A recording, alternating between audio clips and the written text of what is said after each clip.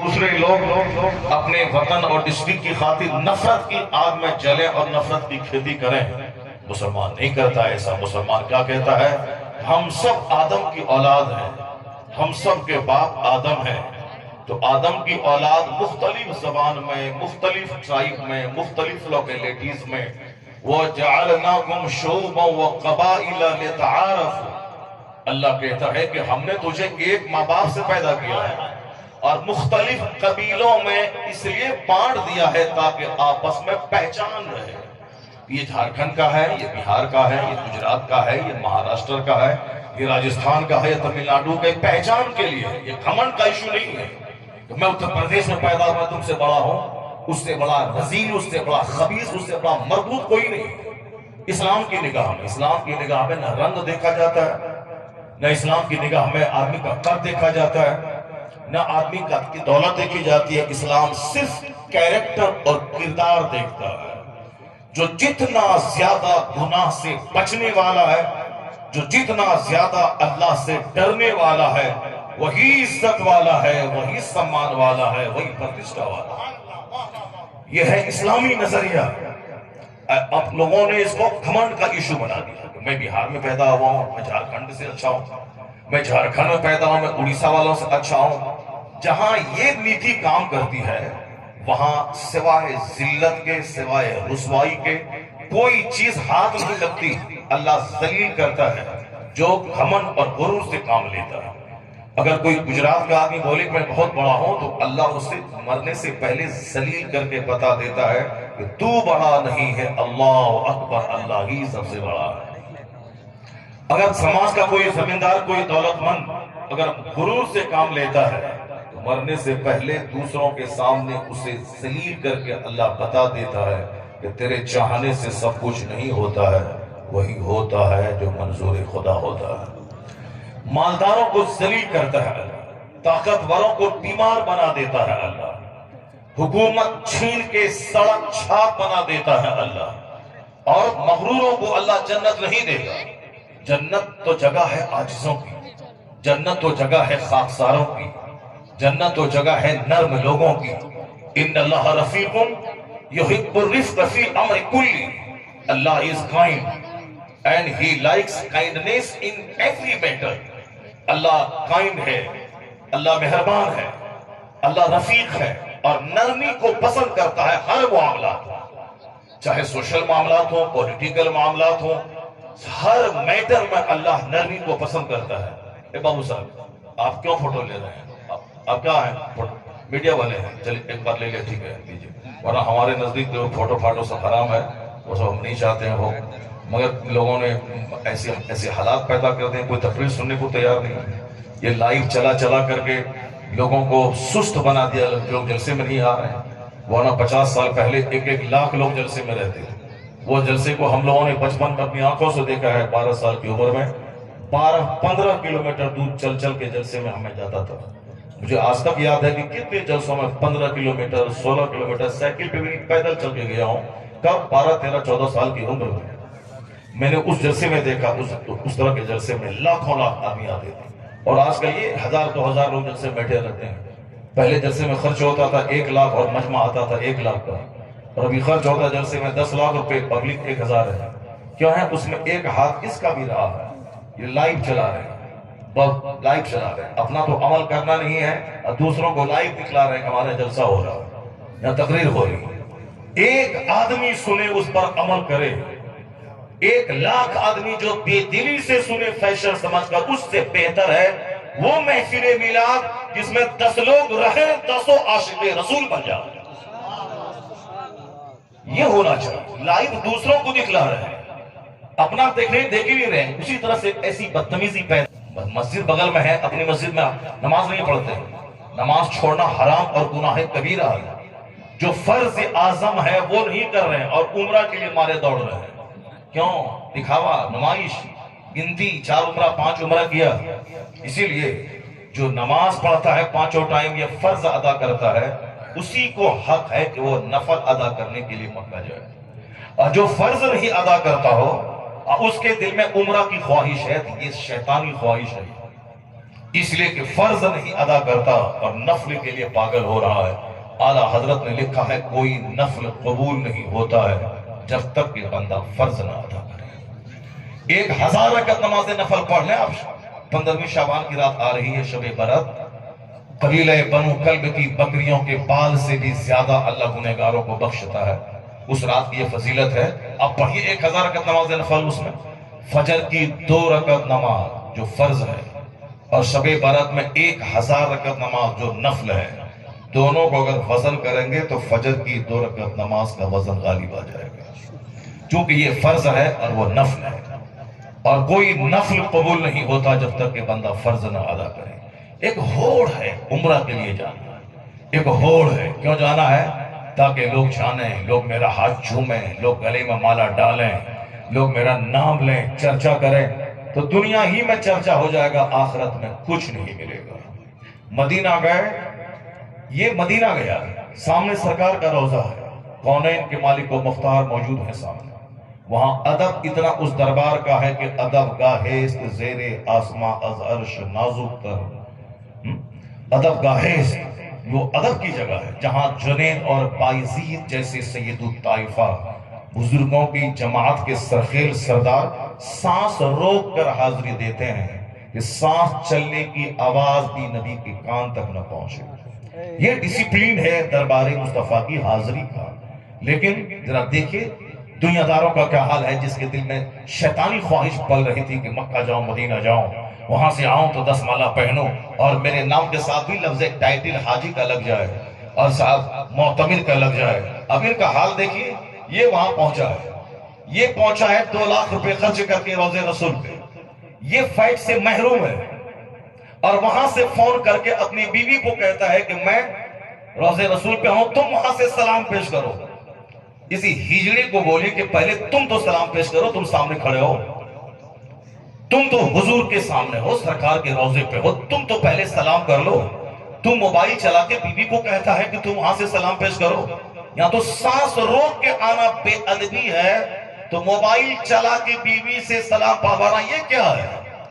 یہ نمائش ہے، یہ ریاکاری ہے، یہ بے حیائی ہے، بے شرمی ہے اور ڈٹائی ہے۔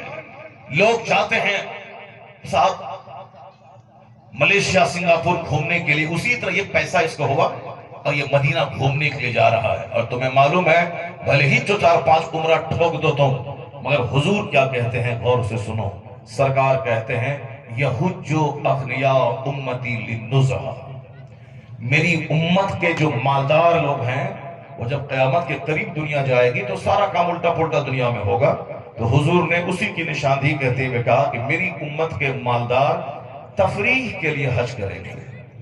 یحج اغنیاء امتی للنزہا، میری امت کے مالدار تفریح کے لیے حج کریں گے، کیا جائیں گے ملیشیا، کیا جائیں گے امریکہ، چلو مکہ مدینہ سے ہو کے آتے ہیں، آگے آتے ہیں، آئس کریم کھائیں گے، اے سی میں ہوٹل ایئر کنڈیشنڈ، بس حرم میں اے سی، مطاف میں اے سی، صاحب مسعی میں اے سی، ہر جگہ اے سی ہی اے سی ہے، وہاں سے نکلیں آئس کریم کھائیں، کھڑے کھڑے کھائیں، کھڑے کھڑے پئیں، وہاں تو صاحب مطاف میں صرف چہرہ اتنا ٹکلی کھولنے کا آدیش ہے حالت احرام میں۔ اب اس کا فائدہ لوگوں نے یہ اٹھا لیا کہ صاحب اب حرم میں کہیں بھی رہیں چہرہ کھلا رہے، کلائی کھلی رہے، سر کے بال کھلے رہے، چونکہ یہاں تو چہرہ پہ رکھنا نہیں، وہ تو اسپیشل کنڈیشن ہے حالت احرام میں، عورتیں اپنی ٹکلی کو کھلا رکھیں، چہرہ اتنا کھلا رہے، کان بھی کھولنا حرام ہے، کان بند رہے، صرف یہ ٹکلی کھلی رہے۔ مگر وہ مطاف میں کیا کھلنا ہے کہ اس کا استعمال یہ ہوا، پورے حرمین طیبین کے سفر میں عورتوں کے سر کے بال کھلے رہتے ہیں، عورتوں کا چہرہ کھلا رہتا ہے، عورتوں کی کلائیاں کھلی رہتی ہیں، چونکہ حج کرنے جائیں تب نہ، وہاں تو وہ پکنک منانے کیا امریکہ جائیں، چلو مکہ مدینہ سے چل کے گھوم کے آ جاتے ہیں۔ جیسے رمضان میں ابھی کروڑوں لوگ عمرہ کے لیے جائیں گے، بھلے ہی آپ کے جھارکھنڈ کے کم لوگ جائیں، صاحب بمبئی، مہاراشٹر، راجستھان، گجرات کے تو بہت گھر کا گھر، وہ گیا ہے 5 بار تو ہم کو بھی جانا ہے، وہ نہیں گئی، وہ گئی ہے تو بیوی بھی سر کے بال کو نوچ لیتی ہے، وہ گئی اور آپ لوگ اس کو نہیں لے جا رہے ہیں۔ رمضان میں یہاں رہیں گے تو پکوڑا سموسا سب بنانا ہے، اور وہاں آرام سے صرف ہوٹل اے سی میں رہنا ہے، ایک بار گئے حرم، دیکھ لیا آنکھوں سے، چلے آئے، سحری فری مل رہی ہے، افطار فری مل رہا ہے ایئر کنڈیشن میں۔ یہاں ہندوستان میں رہو تو پکوڑا بناؤ، بچی بناؤ، روٹی بناؤ، سالن بناؤ، چوڑا تلو، موڑی تلو، گھگنی بناؤ۔ اب یہ سب سے بے فکر ہو کے چلو مدینہ چلو، نام مدینہ کا ہے، اب بہانہ کام سے بچنے کا ہے، اب پیسہ ہے، شوہر لے کے چلا گیا، یہ سارا ہوتا ہے۔ حضور نے کیا کہا؟ میری امت کے مالدار تفریح کے لیے حج کریں گے۔ ایک تنقید ہے، ایک بد عملی کی مذمت کی جا رہی ہے تاکہ لوگوں کا سینہ ہلے، لوگ اس طرح کا کام نہیں کریں، لوگ غلطی سے بچیں، لوگ اس سفر کو ذاتی نام و نمود کا ذریعہ نہ بنائیں، ورنہ اس طرح کی باتیں کرنے کا کیا مطلب ہوتا ہے؟ اس طرح کی باتیں صرف اسی لیے کی جاتی ہیں تاکہ لوگ ڈسپلینڈ بنیں، لوگ مہذب بنیں، لوگ اس قیمتی سفر کو جہنم جانے کا ذریعہ نہ بنائیں۔ جس سفر میں ایک ایک قدم پہ کروڑوں نیکیاں ملتی ہیں، اس سفر کو تھوڑی سی نیت بدل جانے کی وجہ سے سارے سفر کو بیکار نہیں بنا دیں۔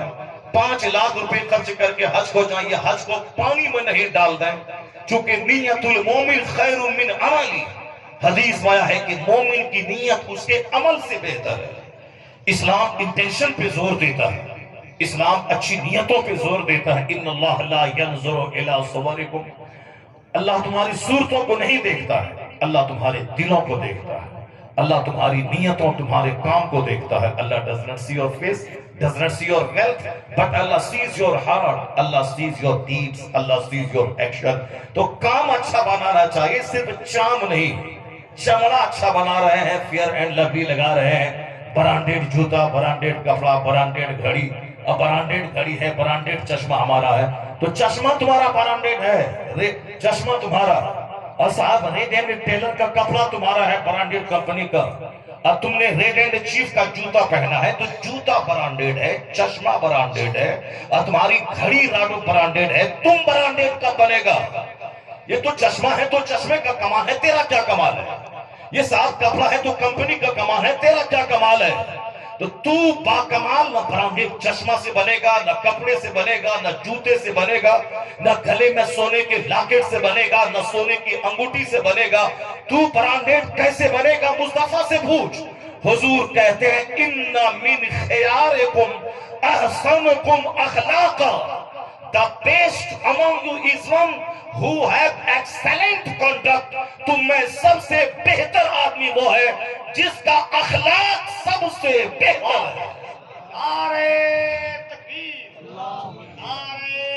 ان من خیارکم احسنکم اخلاقا، تم میں سب سے بہتر وہ ہے، the best of you، تمہارے سب سے بہتر آدمی وہ ہے who have excellent conduct، جس کے پاس سب سے اچھا اخلاق ہے، جو دوسروں کو سلام کرتا ہے، جو دوسروں کو عزت دیتا ہے، جو دوسروں کے لیے وہی پسند کرتا ہے جو اپنے لیے پسند کرتا ہے، جو دوسروں کو اپنے سے اچھا سمجھتا ہے، دوسروں سے ونمرتا سے، پولائٹنس سے، ہیومیلیٹی سے دوسروں سے پیش آتا ہے، وہ شخص با اخلاق، وہ ٹوٹی چپل پہنے، پھٹا ہوا کپڑا پہنے، موٹا چھوٹا پہنے، روکھا سوکھا کھائے، کرائے کے گھر میں رہے، اللہ کے نزدیک اتنی عزت والا ہے وہ کہ اس سے ملاقات کے لیے فرشتے اس کے حجرے میں داخل ہوتے ہیں، جبرائیل امین اس کے کمرے میں آتے ہیں جو با اخلاق ہوتا ہے، جو اخلاق کا دھنی ہوتی ہے۔ اخلاق ہے چوپٹ، بولی ہے جانوروں جیسی،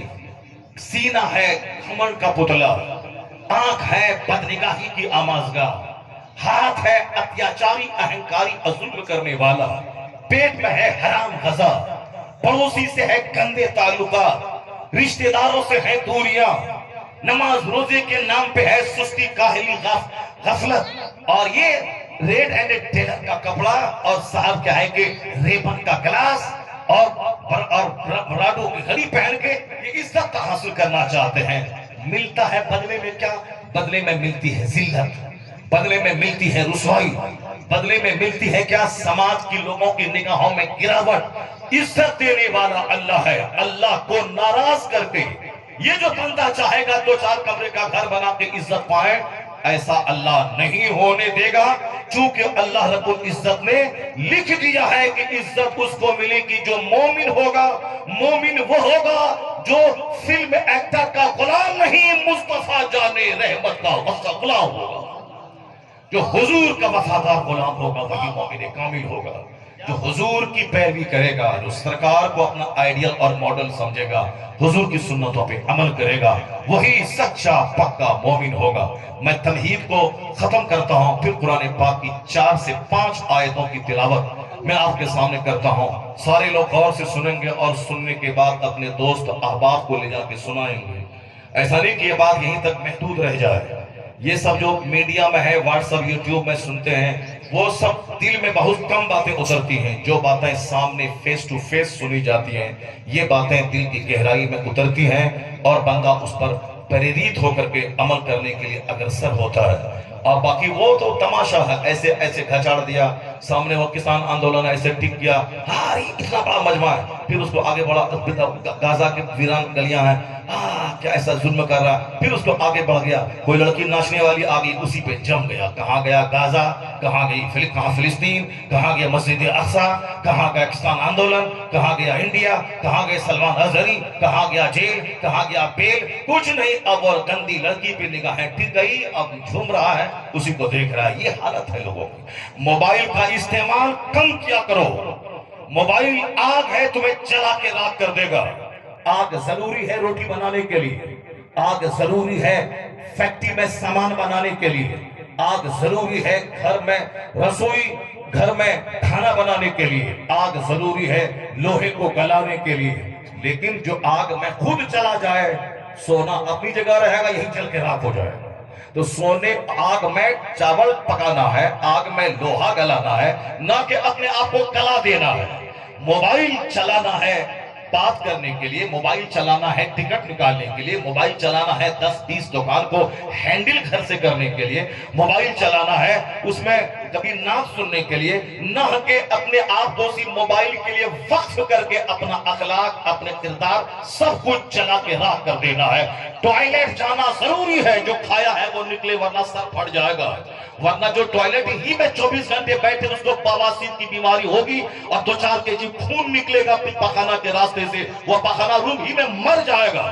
اور آج کل بہت ساری موتیں پاخانہ روم میں ہو رہی ہیں، بہت سارے لوگ مر رہے ہیں چونکہ وہاں جانے پر بی پی ہائی ہو رہی ہے، وہ صاحب وہاں درد ہوتا ہے چونکہ آج کل قبض زیادہ ہے، وہ مرخن مشرف غذا چاؤمین برگر یہ وہ کھانا ہے. آج کل سادی روٹی اچھی نہیں لگتی ہے. نہیں، کیا کرے میرا بیٹا بغیر گوشت کے اندر روٹی نہیں ڈالتا ہے، تو پھر بیٹا کو ذبح کرنے کے لیے تیار رہو. کیا کرے میری بیوی جو ہے بغیر گوشت کے اس کے اندر روٹی جاتی ہی نہیں، تو پھر اس کے لیے 10 لاکھ روپے رکھو اس کا علاج کرانے کے لیے. اپنے بال بچوں بیوی پہ سختی کرو. اگر ڈاکٹر کے پاس علاج کرانے سے بچنا چاہتے ہو تو اپنی بیوی کو دو سادی روٹی، اسے بول روٹی اور دال اس کو پسندیدہ غذا بنا لے، روٹی اور دال پسندیدہ غذا بنا لے. مچھلی گوشت جمعہ تہوار کا دن، عید کا دن ہے، ایک دن جمعہ کے دن گوشت لاؤ. اس کے بعد روزانہ دال اور روٹی کو سیب سنترا انار سے زیادہ پسندیدہ اپنے بچوں کے لیے بنا دو. روٹی اور دال سے بہتر کوئی غذا نہیں ہے. اس میں قبض نہیں ہوگا، کانسٹیپیشن نہیں ہوگا، اس میں پریسر بنا کے باتھ روم میں لیٹن نہیں کرنا ہوگا. جہاں پریسر 5 دن بنایا تو بواسیر کے لیے تیار رہو. اور آج کل 80% لوگوں کو بواسیر کا مرض ہو رہا ہے، اور الحمدللہ اللہ کا شکر ہے کہ 54 ایئرز ہو گئے، گٹکا نہیں کھاتا ہوں، سگریٹ نہیں پیتا ہوں، بیڑی نہیں پیتا ہوں، پان نہیں کھاتا ہوں، اور پھر لیٹن کرنے کے پریسر نہیں بناتا ہوں، بواسیر نہیں ہوتا ہے. اسے اللہ کا شکر ہے کہ صاحب یہاں پاخانہ کرنے کے لیے جگہ تلاش کرنا پڑتا ہے دن بھر میں 1 بار، اور جس کے پاس لوز موشن ہوتا ہے 5 بار لیٹن جاتا ہے، جس کے پاس قبض ہو تو وہ خلاصہ کرنے کے لیے 5 بار وہ جاتا ہے. جو مچرر کھائے گا، جو مرخن کھائے گا، جو 24 گھنٹے بیوی سے چپکا رہے گا، اسے تو ہوگا ہی بواسیر. اسے اس کا تو سینہ زخمی ہوگا، وہ تو بدن ہلے گا، اس کا تو کال چپک جائے گا. جو 5 وقت مسجد جائے گا، سجدہ کرے گا، سمپل کھائے گا، زیادہ دنیا کا نہیں سوچے گا، 90 سال کی عمر میں بھی 18 سال کے جوان کی طرح طاقت پائے گا. سادگی میں ہے حسن، سادگی میں ہے طاقت. میرا بیٹا گوشت نہیں کھاتا، 2-4 تماچا مار اسے، ورنہ جب ہو جائے گا اس کو ہارٹ کی بیماری تو زمین بیچ کے مکان بیچ کر کے علاج کروانا پڑے گا. اس کو جب ہو جائے گا بلاکیج تو ایمس سے لے جانا پڑے گا اس کا علاج کرانے کے لیے. اور کوئی باپ نہیں چاہتا کہ میرے بیٹے کو خطرناک بیماری ہو، تو پھر تم کو ٹھیک سے ڈیل کرنا ہوگا کہ کیسے کھانا ہے، کیسے رہنا ہے، کیسے جاگنا ہے، کیا نہیں کرنا ہے. موبائل آدمی کو تباہ کرتا ہے. لوگ پاگل ہو رہے ہیں زیادہ آج کل. اس کے پیچھے ٹیلی ویژن کا ہاتھ ہے. لوگ مینٹلی ڈیزیز, آپ تو بولو گے ہارٹ ہو جائے, ہم پاگل, آپ کے تو بغل میں آئی ہے رانچی, آپ کے بغل میں رانچی ہے, وہاں کے آپ کو پاگل خانہ قریب ہے. مگر آپ بھی اگر پاگل خانہ میں جاؤ گے تو سارا گاؤں دکھی ہوگا, آنے والی نسلیں تیری سوگوار ہو جائیں گی. اور پاگل پن مرنے سے زیادہ بدتر گناہ ہے. مر گیا آدمی چلا گیا, لیکن پاگل آدمی تو مردہ سے بدتر ہے. وہ سماج کے لیے بوجھ ہے, ملک کے لیے بوجھ ہے, ہاسپٹل کے لیے بوجھ ہے, خاندان کے لیے بوجھ ہے. پاگل بھی کوئی آدمی ہے کیا جس کو کوئی شعور ہی نہ ہو؟ تو موبائل کا زیادہ استعمال پاگل پن کے قریب لے جاتا ہے. چونکہ وہ آگ ہے, آگ اس سے ہمیشہ آگ پر نظر دوڑانا, آگ کو ہمیشہ کان کے پاس رکھنا, یہ آدمی کو پاگل بنا دیتا ہے. یہ باتیں تو ہم لوگ شروع سے بول رہے ہیں, لیکن آج میڈیکل سائنس بھی کہتی ہے, ویگیانک کہتے ہیں, اگر گہری نیند صحت مند رہنے کے لیے ضروری ہے, لیکن گہری نیند یہ الیکٹرانک گڈس اگر آپ کے پاس رہیں گے, کمپیوٹر رہے گا, ٹیلی ویژن رہے گا, پاس میں موبائل رہیں گے, تو گہری نیند نہیں آئے گی. اور آج گہری نیند نہ ہونے کی وجہ سے پاگل پن کی بیماری, چڑچڑے پن کی بیماری, سر کھجلانے کی بیماری, اسکن ڈیزیز کی بیماری یہ عام ہو رہی ہے. اس میں کہتے ہیں سائنٹسٹ اور ڈاکٹر کہتے ہیں کہ جس کمرے میں رہیں اس کمرے کو پورا اندھیرا رکھیں اور ایک بلب کافی ہے پورے گھر کو روشن کرنے کے لیے. یہاں 50 بلب لگائے گئے ہیں. کیوں؟ وہی میری امت کے مالدار تفریح کے لیے حج کریں گے, علماء کرام ریاکاری کے لیے حج کریں گے, اور مڈل کلاس کے لوگ بزنس کے لیے حج کریں گے, اور غریب قسم کے لوگ بھیک مانگنے کے لیے حج کریں گے. یعنی گھر کو سجائیں گے وہ روشنی کے لیے نہیں, نمائش کے لیے, تاکہ جو میرا دوست آئے ان کو کہا جائے کہ یہ گرین لائٹ ہے, یہ ریڈ لائٹ ہے, یہ نائٹ لائٹ بلب ہے, یہ فلاں بلب ہے. اب سارا بلب ہے اور رات میں سو گئے اسی ریڈ بلب میں, اور ساری ریس آنکھ پر پڑتی رہی. 8 گھنٹے سونے کے بعد بھی لگا کہ بدن ٹوٹ رہا ہے, نیند پوری نہیں ہوئی ہے. نیند 4 گھنٹے کی نیند ہم لوگ سوتے ہیں تو حشا صبح پھر دوبارہ نیند نہیں آتی ہے. یا 8 گھنٹے سونے کے بعد بدن ٹوٹ رہا ہے, پھر دوبارہ بستر پہ پڑ رہا ہے, آفس میں بیٹھے بیٹھے سو رہا ہے. یہ کیا ہے؟ گہری نیند نہ ہونے کی وجہ سے یہ ساری بیماریاں پیدا ہوتی ہیں. ڈاکٹر کہتے ہیں روم اندھیرا رکھیے, اپنے پاس سے الیکٹرانک سامان کو دور رکھیے, اور آپ کچھ یوگا کرتے ہوئے آپ سو جائیے. یہ ڈاکٹر جو بولتا تھا کوئی دھرم نہیں ہے, کوئی خدا نہیں ہے, تحریت کا پیغام دینے والی سائنس, یہاں تحریت کا ناستک واد کو پھیلانے والی سائنس, کوئی خدا نہیں, دنیا اپنے سے بنی ہے, اپنے ختم ہو جائے گی. یہ کہتی ہے گہری نیند کو بلانے کے لیے یوگا کیجیے. یعنی تھوڑا سا ہاتھ پاؤں کو ہلائیے, تھوڑی سی سانس روک لیجیے اور سانس کی ایکسرسائز کیجیے. جہاں ایکسرسائز کرے, جہاں آپ تھکے, بس فوری نیند آ جائے گی 2 منٹ کے اندر میں. ایک قوم مسلم یوگا کی بات سنے کرسچن, یوگا کی بات کرے یہودی, یوگا کی بات کرے ہندوستان کا ہندو, تم مصطفیٰ کا غلام ہے, تمہیں یوگا کی بات نہیں کرنا ہے. اس لیے کہ تمہارے پیغمبر نے 1400 سال پہلے کہا ہے کہ سرکار نے خود اس پر عمل کر کے بتایا ہے. حدیث بخاری میں آیا ہے کہ سرکار اس وقت تک نہ سوتے تھے جب تک کہ رات میں سورہ ملک اور سورہ سجدہ کی تلاوت نہ کر لیتے تھے. اور کہا گیا ہے کہ جو سورہ ملک روزانہ پڑھے رات میں اسے قبر کا عذاب نہیں ہوگا. قبر کے عذاب کو روکنے والی سورت کا نام سورہ مانعہ, سورہ ناجیہ و سورہ ملک ہے, جو 30 آیتوں پر مشتمل وہ سورت ہے. تو اب بتا کہ ساری دنیا کہتی ہے گہری نیند کے لیے تمہیں بستر پہ تھوڑا سا یوگا کرنا ہے تاکہ اچھی نیند آ جائے.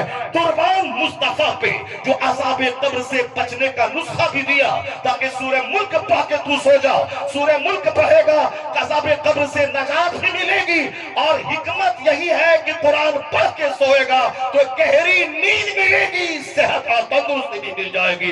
جہاں نظر ویگیانکوں کی آج گئی ہے وہاں نظر مصطفیٰ کی 1500 سال پہلے چلی گئی. نعرہ تکبیر, تاج الشریعہ. یوگا کر رہے ہیں, ڈاکٹر بولتا ہے کہ ہاتھ پر ہلائیے تو گہری نیند آ جائے گی. آپ نے سنا ہوگا محفل میلاد کی کتابوں میں ایک شعر لکھا ہوا تھا پہلے. بچپن میں 4-5 سال کی عمر کے ہم تھے, میرے نانا ہر جمعرات کے دن محفل میلاد کرتے تھے. ہر جمعرات کے دن 10-20 بچے رہتے تھے, عاشق رسول تھے وہ.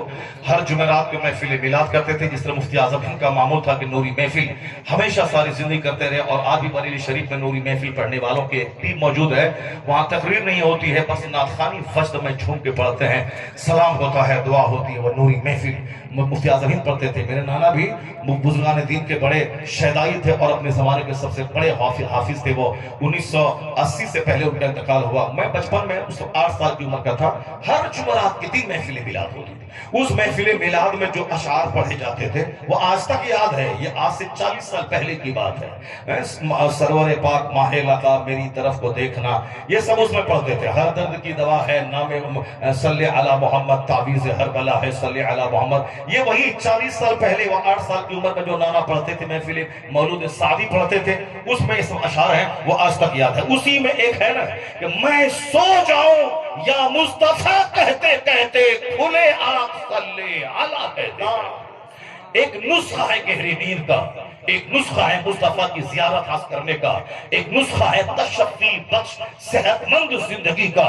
جو ایک بار درود پڑھتا ہے اللہ 10 بار رحمتیں نازل فرماتا ہے۔ جہاں بستر پہ 10 بار درود پڑھے 100 رحمت نازل ہوگی، نیم خوابی بدخوابی کی بیماری دور ہوگی اور بہترین نیند اللہ اپنے فضل سے عطا فرمائے گا۔ ہم غیروں کے محتاج رہنے کے لیے پیدا ہوئے کہ ہم دوسروں کے دروازے پہ جائیں، یہ قانون دیجئے، یہ اصول دیجئے، وہ ضابطہ دیجئے۔ حضور نے سارا ضابطہ from the cradle to the grave, ماں کی گود سے لے کے قبر کی گود تک سارا ضابطہ ہمیں عطا فرمایا ہے، تاکہ میرے غلام کافروں کے غلام نہ ہو بلکہ وہ صرف مصطفیٰ کے بن کے رہیں۔ اللہ جنت وہاں دے گا، حکومت یہاں دے گا، حکومت یہاں دے گا، سلطنت یہاں دے گا، عزت یہاں دے گا، راحت یہاں دے گا۔ اس لیے نہ اللہ ہمیں یہ دعا مانگنے کا طریقہ سکھایا ہے کہ تم دعا صرف جنت کی مت مانگا کرو، یہ دعا مانگو ربنا آتینا فی الدنیا حسنہ وفی الآخرۃ حسنہ وقنا عذاب النار۔ الہی مجھے اس دنیا میں میرے ساتھ بھلائی فرما، ہمیں بھلائی عطا فرما، یہاں صحت دے، تندرستی دے، اچھی اولاد دے، اچھا سا گھر دے، اچھی سی سواری دے، اچھا سا کپڑا دے، اچھا پڑوسی دے، اچھا دوست دے، اچھا رشتہ دار دے، اچھا داماد دے، اچھا سمجھی دے، اچھی ساس دے، میری بیٹی کو اچھی ساس دے، ورنہ جینا مشکل ہو جائے گا۔ وہ دنیا دار ساس میری بیٹی کے چمڑے کو ادھیڑ دیتی ہے، یہ بیچاری ایک نوکرانی بن کے اس گھر میں رہتی ہے، ماں باپ بھائی بہن سارا سنسار چھوڑتی ہے۔ بیٹی اپنے شوہر کے لیے، شوہر جب دشمن ہو، شوہر کی ماں دشمن، شوہر کی بہن دشمن، یہ بتائیں اگر وہ لڑکی زہر کھا کے وہاں مر جائے، اس کا 100% اس کا ذمہ دار وہ سماج ہے جس سماج میں لڑکی کو بے سہارا بے کس بنایا جاتا ہے۔ جبکہ وہ ماں باپ بھائی بہن سارا سنسار چھوڑ کے اس لڑکے کے پاس آئی ہے تو گھر کے سارے لوگوں کے نزدیک زیادہ سمان پانے کی یوگیہ ہے، زیادہ عزت پانے کی یوگیہ ہے، مگر گھر کے سارے لوگ اس صنف نازک پہ ایسا ظلم کرتے ہیں۔ شوہر الگ گالی دیتا ہے، تو بھتی ہے، تو ڈائن ہے، ساس الگ گالی دیتی ہے، وہ نند الگ گالی دیتی ہے، دیور الگ آ کے ڈانٹتا ہے۔ یہ بتاؤ اس گھر میں برکت کہاں سے ہوگی؟ سارا سنسار چھوڑ کے آنے والی اس صنف نازک کو جو شوہر بھی ڈانٹے، شوہر کی ماں بھی ڈانٹے، سسر بھی ڈانٹے، دیور بھی ڈانٹے، نند بھی ڈانٹے اور دوسری گوتری بھی ڈانٹے، یہ بتائیں کیا حال اس کا ہوگا؟ جب وہ آہ کرے گی تو گھر کا سارا سکھ جل کر راکھ ہو جائے گا۔ تو جاتا ہے عامر کے پاس، تو جاتا ہے دوسروں کے پاس، 1000 عامر کے پاس جائے گا، نہیں ملے گا سکھ۔ مصطفیٰ نے فرمایا ہے آدمی وہی ہے جو اپنے سے دوسروں کو فائدہ پہنچائے۔ المسلموں من سلم المسلمون من لسانہ و یدہ۔ حضور کہتے ہیں the true believer is one from whose hands, from whose mouth other Muslims are safe۔ سچا مومن وہ ہے جس کے منہ، جس کے ہاتھ سے دوسرے مسلمان محفوظ رہے۔ حضور نے کہا اللہ کی قسم وہ مومن نہیں جس کا پڑوسی جس کی تکلیف سے محفوظ نہ رہے۔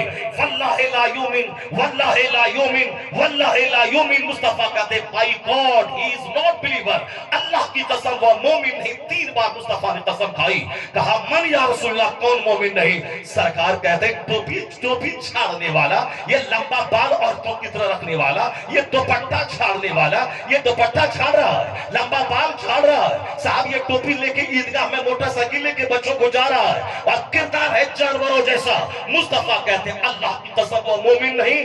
لا یأمن جارہ بوائقہ، جس کا پڑوسی جس کی بد زبانی سے محفوظ نہ رہے وہ مومن کامل نہیں ہے۔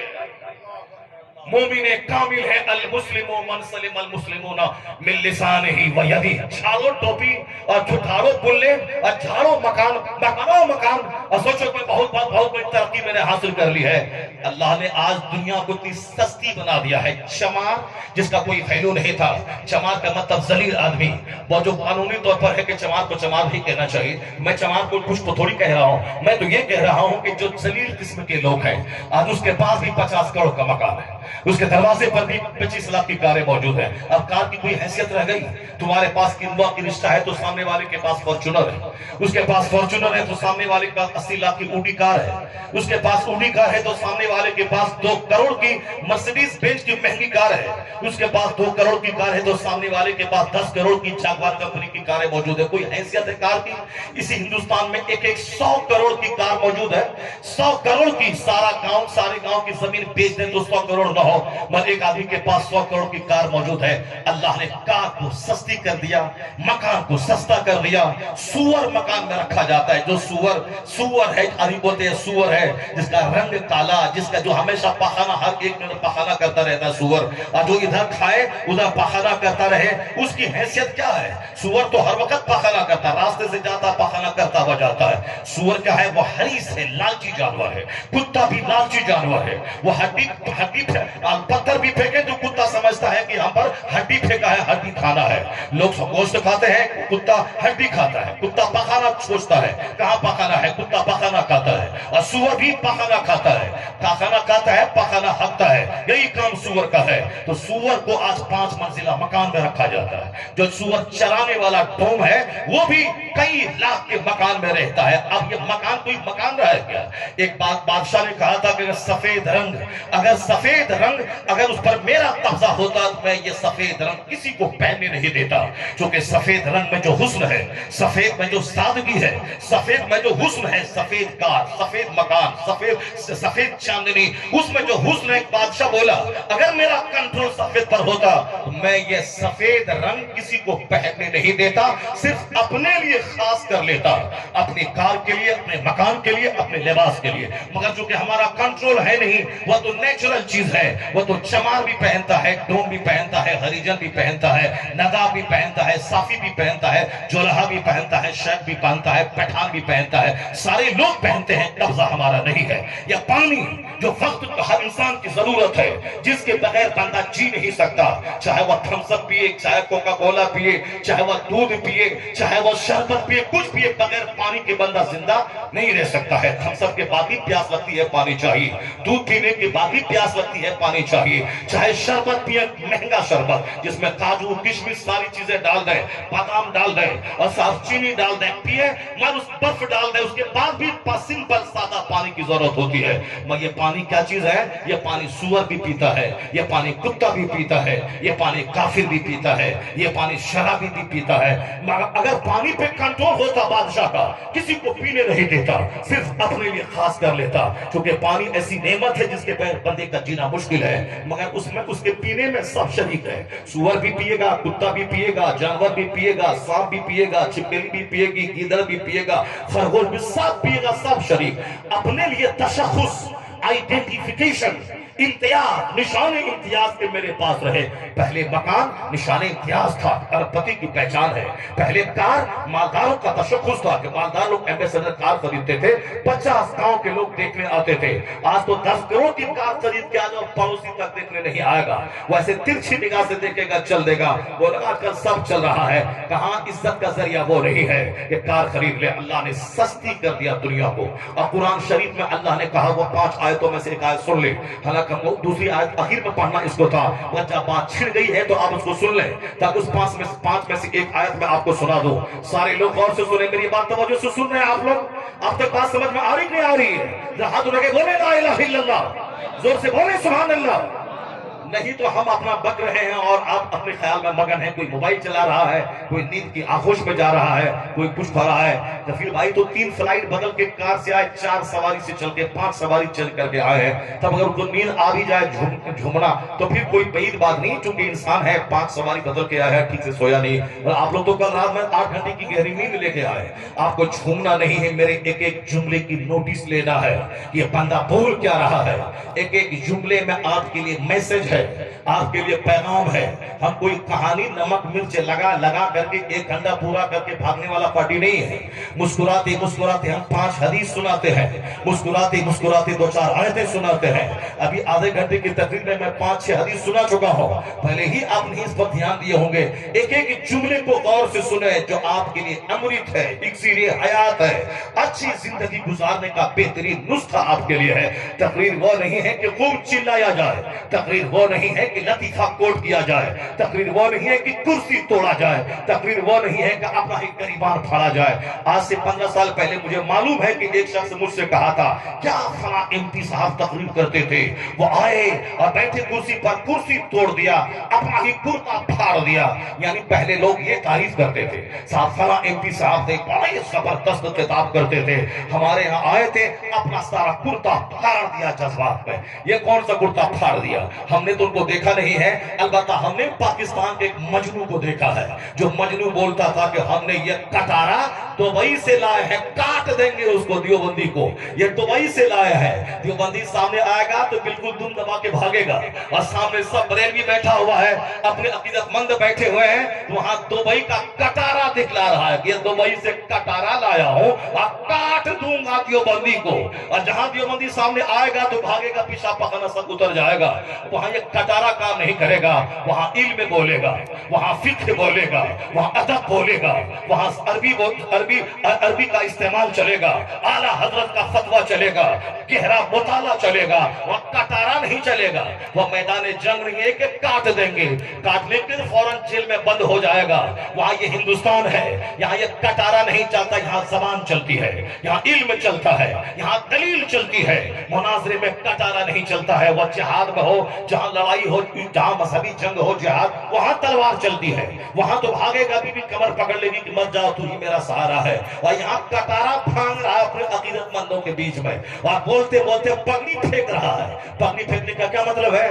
پگڑی پھینکے تو کیا بتانا چاہتا ہے؟ ہم بڑا وجدانی کیفیت کے حامل آدمی ہیں. تقریر پگڑی پھینکنے کا نام نہیں ہے, تقریر قصہ کہانی کا نام نہیں ہے. حضور نے جو کچھ کہا سادے ڈھنگ سے حضور کے غلام تک پہنچا دے, وہی تقریر ہے. حضور نے فرمایا بلغوا عنی فلو آیا, میری طرف سے ایک آیت صحیح دوسروں تک پہنچا دے. اور حضور نے کہا علی جہاں جا رہے ہو پہلے کٹارا مت چلانا, تلوار مت چلانا, پہلے وہاں دین پیش کرنا. اگر ایک آدمی تیری گفتگو سن کر ایمان لے آیا تو عرب کے سرخ اونٹ سے یہ کام تیرے لیے بہتر ہے, تیرے لیے بہتر ہے. آج بھی گفتگو کر, دلیل دے, اچھے ڈھنگ سے دین سمجھا کر. ایک آدمی جو دہریہ ہونے والا تھا, جو کافر ہونے والا تھا, اسلام میں ڈاؤٹ اور شک کرنے والا تھا, کافروں کی چمک دمک, اس کے بلڈنگ مکان آمدنی, اس کی نوکر شاہی, اس کی سروسز کو دیکھ کر کافر ہونے والا تھا کہ اس کے پاس اتنی دولت ہے. مسلمان بیڑی بنانے والا, مسلمان ٹھیلا چلانے والا, مسلمان بمبئی میں ریڑھی چلانے والا, مسلمان گاؤں سے لے کے شہر تک غریب غربت میں جینے والا, یہ کیا ہے؟ یہ بولتا ہم سب سے اچھی قوم ہے, دولت وہاں ہے, سونا وہاں ہے, گولڈ وہاں ہے, ڈائمنڈ وہاں ہے, سلور وہاں ہے, بلڈنگیں وہاں ہیں, نوکری وہاں ہے, آئیس آفیسر وہاں ہے, منسٹری وہاں ہے, منترالے وہاں ہے. اور یہ کہتے وہ کافر جہنم جائے گا. جو دماغ میں سیٹ کر لیا تھا, جو کافر ہونے والا تھا,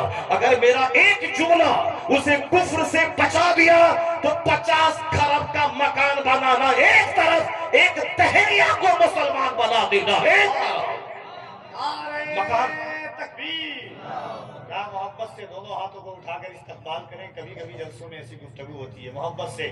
نعرہ تکبیر, نعرہ رسالت, اصلاح معاشرہ, احادیث مصطفیٰ, शरीयत मुस्तफा।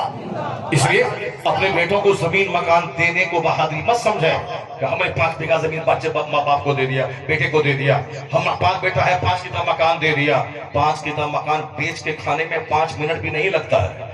आए दिन गांव उजड़ रहे हैं, बाप की करोड़ों की प्रॉपर्टी बेचकर बच्चा शराब पीने में लगा दे रहा है। तो 5 किता मकान दिए तो 5 महीने में सब बेच के शराब पी लेगा।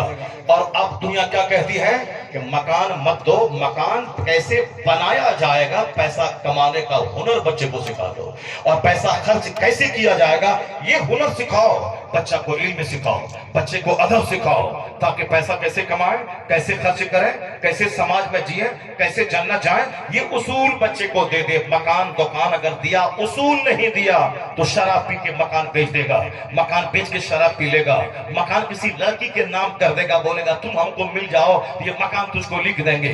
लड़की उसके मकान को ले लेगी, ये हिजड़ा उसको लिख देगा, और 2-4 महीने उसके साथ रहेगा। लड़की सारा मकान बेच के फिर चली जाएगी दूसरों के सामने, ताली और झाल बजाता रहेगा।